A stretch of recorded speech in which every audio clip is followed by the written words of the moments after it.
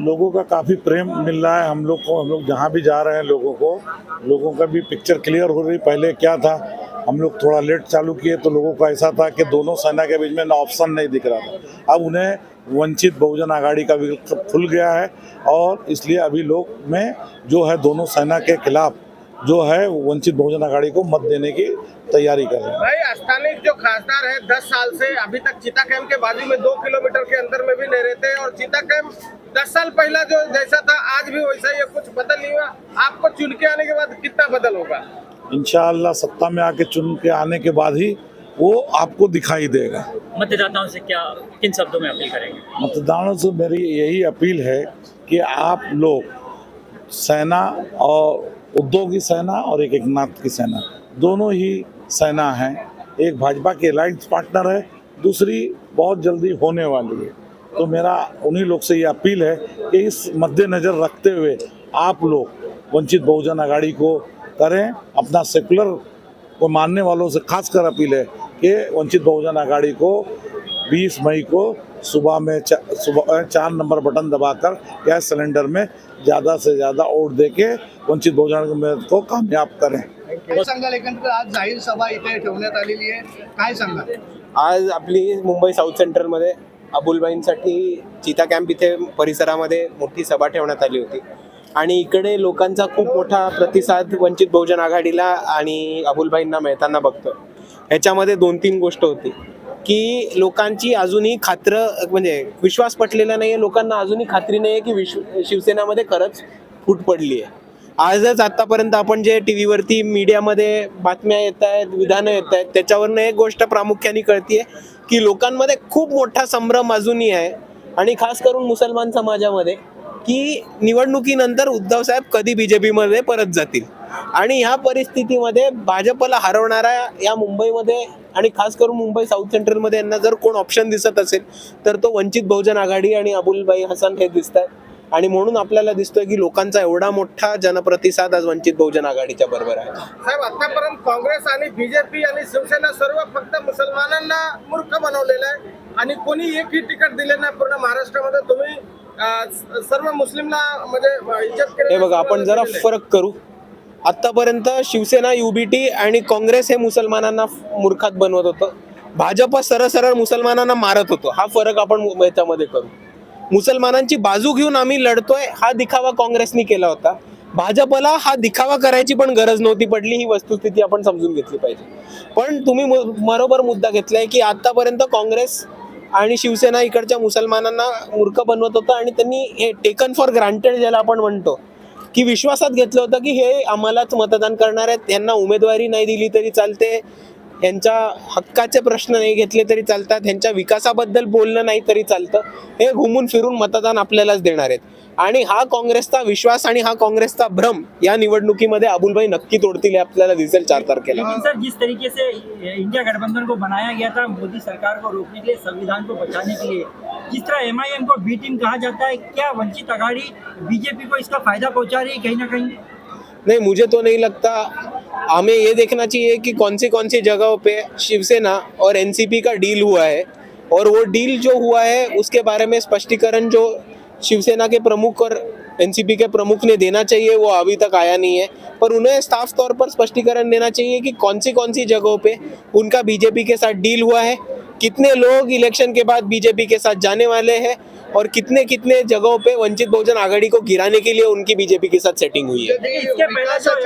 विकासाच्या मुद्द्यावर कुठे बोललं जात नाहीये, पण इथे वेगळीच राजनीती चालू आहे। लोक कुठेतरी याकडे विचारतायत की विकासाच्या संदर्भात का नाही बोललं जात। हे बघा, जर तुम्ही वंचित बहुजन आघाडीला बरोबर स्पेस दिलात तर तुम्हाला दिसेल की वंचित बहुजन आघाडी एकमेव पक्ष आहे जो विकासाचं बोलतोय, जो महाराष्ट्रामध्ये नदीजोड प्रकल्पाबद्दल बोलतीये, जो इकडे KG2PG एज्युकेशन बद्दल बोलतीये, जो शेतकऱ्यांना MSP हमी भाव मिळाला पाहिजे हा मुद्दा घेते, जो महानगरपालिकेच्या शाळांची सुधाराबद्दल बोलतीये, जो नवीन रोडवेज इलेक्ट्रिसिटी आणायचा प्रयत्न करते, जो अडाणी आणि अंबानीची इलेक्ट्रिसिटीवरती मुंबईमध्ये मक्तेदारी झाली आहे त्याच्या विरुद्ध आवाज उठवते, प्रदूषणाविरुद्ध आवाज उठवते, गायरान जमिनाबद्दल आवाज उठवते, हा एकमेव पक्ष जो विकासाबद्दल बोलतो तो फक्त आणि फक्त वंचित बहुजन आघाडी आहे। जर तुम्ही नीट डोळे उघडून बघितलं तर तुम्हाला कळेल। लेकिन सर दलित समाज भी कहीं ना कहीं टुकड़ों टुकड़ों में बटा हुआ है, सभी पार्टियों का सहयोग कर रहा है, उसके बीच में वंचित बहुजन आघाड़ी कैसे आप जरा रिसर्च करके आओ, आप जो कह रहे हैं वो 100% गलत है। मैं गलत सवालों का जवाब नहीं दूंगा। आज जो गर्दी है उस तरह से लग रहा है कि दक्षिण मध्य मुंबई अबू भाई जीत रहे हैं, क्या कहना चाहेंगे? हाँ, अबुल भाई तो जरूर जीत रहे, कितने वोटों से आएंगे वही देखना है मेरे को 4 तारीख को। और कांग्रेस घराच्या का ये विकास कहना है कि ये लड़ाई जो देश के संविधान को बचाने की लड़ाई है, तो वंचित आघाड़ी हमारे साथ आना बहुत जरूरी था, ये कांग्रेस का कहना था। उस पर अरे पर कांग्रेस को संविधान बचाना था तो उनको हमें लिख के देना था कि वो बीजेपी के साथ नहीं जाएंगे। वो क्यों नहीं लिख के दिया ये कांग्रेस के लोग बताएं। सुजयजी, मुद्दा खूपच अडचणीवर आलेला आहे. लोकांचे घर कुठेतरी बेघर होण्याची वेळ आलेली आहे. रेल्वे लागत झोपडपट्ट्या असो, या बिल्डरच्या त्रासलेल्या लोकांना कुठेतरी दिलासा भेटत नाहीये. जे निवडून गेल्यानंतर कोणच त्याच्यावर बोलत नाही. हो, हे- लोकांमध्ये नाराजगी. हे तुम्ही अगदी बरोबर बोललेला आहात. आज मुंबईमध्ये बऱ्याचशा वस्त्यांमध्ये ही समस्या झालेली आहे की लोकांना त्यांची घरातनं बाहेर काढून आणून ते वेगवेगळ्या कारणासाठी त्यांना घर पळवून घेतात.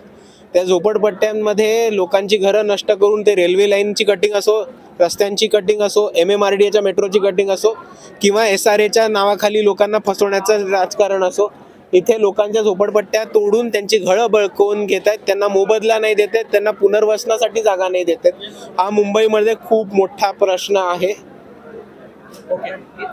साहेब असताना एक मिनिट, आज आपण जर परिस्थिती बघितली तर आपल्या मुंबईमधले जर मोठे मोठे बिल्डर बघितले तर अर्धे बिल्डर हे भाजपमध्ये आहेत. लोढा हे मुंबईतले सर्वात मोठे लीडर आहेत, बिल्डर पण आहेत, लीडर पण आहेत, डीलर पण आहेत. शेवाळे हे सुद्धा आपले जे उमेदवार आहेत ते सुद्धा बिल्डर आहेत. आणि ह्या पद्धतीचं आपल्याला दिसतं की लोकांच्या झोपडपट्ट्या बळकवतात. आणि ह्याच गोष्टीमध्ये आता आपल्याला नवीन प्लेअर आलेला दिसतोय, ते म्हणजे धारावीमध्ये अतिक्रमण करताना ते म्हणजे अडाणी. आता अडाणी बद्दल आपण बघितलं तर एका ठिकाणी राहुल गांधी आतापर्यंत अडाणी बद्दल बोलत होते, पण अडाणींचा मुद्दा घेणं त्यांनी थांबवून घेतलंय. आणि त्याच्यानंतर मोदींनीच म्हटलं की राहुल गांधी टेम्पोमधनं अडाणींकडनं पैसे घेतात. दुसऱ्या बाजूला राहुल गांधी अडाणींबद्दल किती बोलत असतील तरी उद्धव ठाकरेंची अडाणीकडे किती इन्व्हेस्टमेंट आहे हे उद्धव ठाकरेंनी जाहीर करावं. आणि दुसऱ्या बाजूला शरद पवार हे जाहीरपणे अडाणींची बाजू घेताना आपल्याला दिसतात. ते NDTV हा चॅनल जो अडाणींनी विकत घेतलाय त्या चॅनलवरती जाऊन राहुल गांधींना समजवताना दिसतात की ह्या अशा उद्योगपतींच्या विरुद्ध बोललं नाही पाहिजे. शरद पवार साहेब हे गुजरातमध्ये जाऊन अदानीचे प्रकल्पच्या उद्घाटनाचे कार्यक्रम अटेंड करतात. आणि ह्याच गोष्टीमध्ये बिल्डरांच्या विरुद्ध मुंबई वाचवायची असेल आणि बिल्डरांच्या विरुद्ध हा ट्रॅप जो बिल्डरांचा आहे तो थांबवायचा असेल तर तुम्हाला तळागाळात जाऊन वस्ती पातळीवरती काम करणारे कार्यकर्ते पाहिजेत, लोक पाहिजेत. आणि ते फक्त वंचित बहुजन आघाडीमध्ये आहे. काबिल नहीं, अब जमीन पे उतर जाइए, आप कुर्सी के काबिल नहीं. जुल्म कितने किए मोदी जी? देखिए, भारत रत्न डॉक्टर भीमराव अंबेडकर साहब का खून जिसमें है वो शेर की तरह स्टेज पे आ रहा है, गरजेगा तो बिल्कुल बरस जाएगा.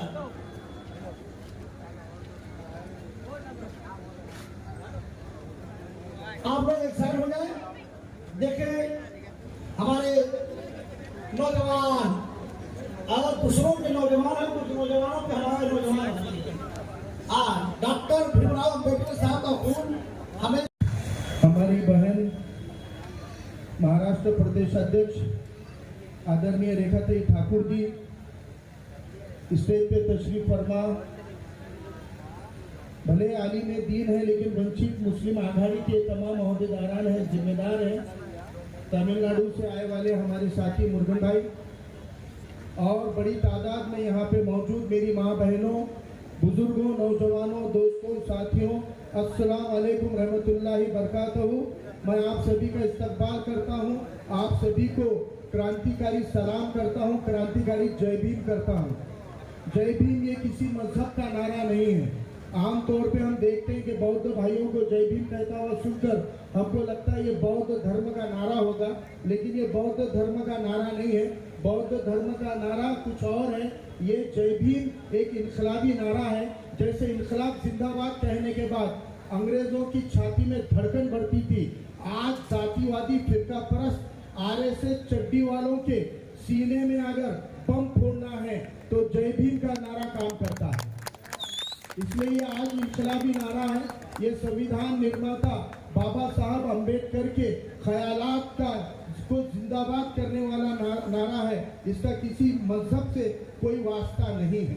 अब हम देख रहे हैं कि हम लोकसभा के चुनाव से गुजर रहे हैं, उसके आखिरी मरहले में आए हुए हैं, आखिरी स्टेप पे आए हुए हैं और लोकसभा के चुनाव में आपके सामने लोकसभा के मैदान में 40 सालों से आपको जिस शिवसेना बीजेपी के खिलाफ डरा कर वोट लिए गए, शिवसेना का खौफ बताकर वोट लिए गए, भाजपा का डर बताकर वोट लिए गए, आज आपके मैदान में आपको डराने वाली ना कांग्रेस पार्टी मैदान में है, ना एनसीपी राष्ट्रवादी मैदान में है।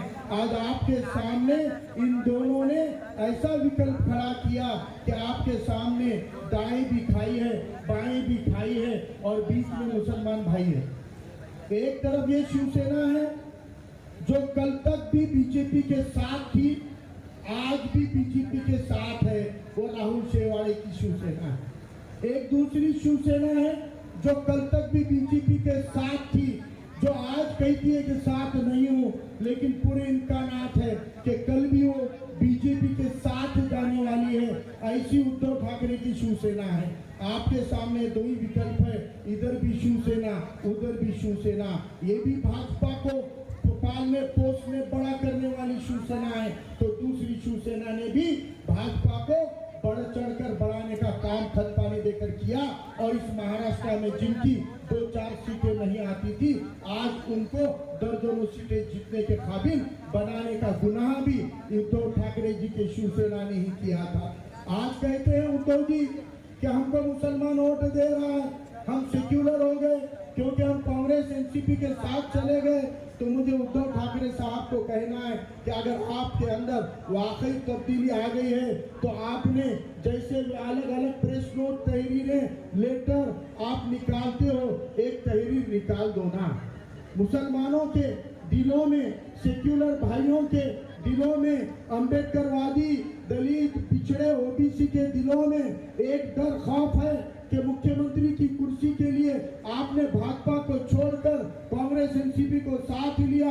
कल को अगर वजीर आजम को केंद्र में बीजेपी को सत्ता बनाने में 12-15 खासदार कम पड़ गए तो आप उनको समर्थन नहीं दोगे। कल को महाराष्ट्र में मुख्यमंत्री पद के लिए आपको ऑफर दे दी गई तो आप बीजेपी के साथ नहीं जाओगे। इस बात की आप लेखी गारंटी क्यों नहीं देते हो? आप लिख दो, छाप दो और जाहिर कर दो कि हम आने वाले 5 साल सेक्युलर वोट लेके जीतने पर 5 सालों तक बीजेपी का साथ नहीं देंगे, बीजेपी के ताइट में नहीं खड़े रहेंगे। उद्धव जी कह तो रहे हो कि हम संविधान बचाने की लड़ाई लड़ रहे हैं।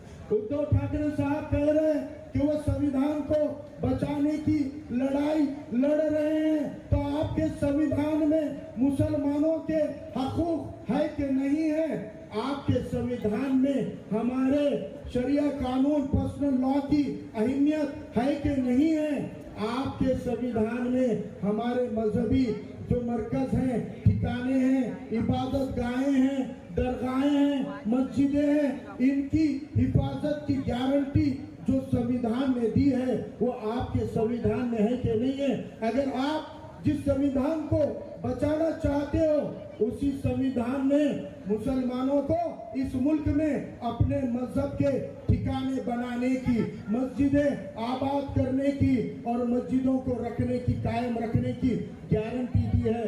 आप संविधान को बचा रहे हो तो आप दलील क्यों नहीं देते कि आप हमारे अकीदों को, हमारे मस्जिदों की हिफाजत करोगे? आप एक तरफ फक्र से कहते हो कि होए मला गर्व आहे कि आम्ही बाबरी मस्जिद पाडलेली लिया है। आपको फक्र है कि आपने उस मस्जिद को तोड़ा जो आजादी के बाद इस मुल्क में जमहूरियत थी, लोकतंत्र था। हमको तारीख, गुमनाम तारीख से कोई वास्ता नहीं। आजादी के पहले मुमकिन है मस्जिदें तोड़ी गई होगी, मंदिरें तोड़े गए होंगे, लेकिन आजादी के पहले की गुमनाम तारीख में क्या हुआ इससे हमको लेना देना नहीं। लेकिन 1947 में आजादी के बाद जब ये मुल्क के अंदर बाबा साहब अम्बेडकर का संविधान लागू हुआ, उसने हमको कह दिया कि आजादी के पहले जो मंदिर मस्जिदें बनी टूटी, आजादी के बाद वो जैसी है वैसी कायम रहेगी, उनको धक्का नहीं लगाया जाएगा। इस बात की तस्दीक कर दी गई थी संविधान में, उसको दोहराया गया। 1991 में एक कानून बनाया गया, उसको कहते हैं वर्शिप प्लेसेस एक्ट 1991। 1991 में कानून बना। मैं अपील करता हूं, अपने वोट के अधिकारों का इस्तेमाल ज़रूर करें। वोट करना हमारा अधिकार भी है और फ़र्ज़ भी है। ज़्यादा से ज़्यादा तादाद में अपने घर से निकलिए और अपने मोहल्ले, रिश्तेदार और आस पड़ोस के लोगों को भी वोटिंग के लिए घर से निकालिए। नोटा का बटन दबाकर 5 साल में मिलने वाले इस अधिकार को वेस्ट ना करें, अपने वोट को ज़ाय ना करें। जय हिंद, जय भारत।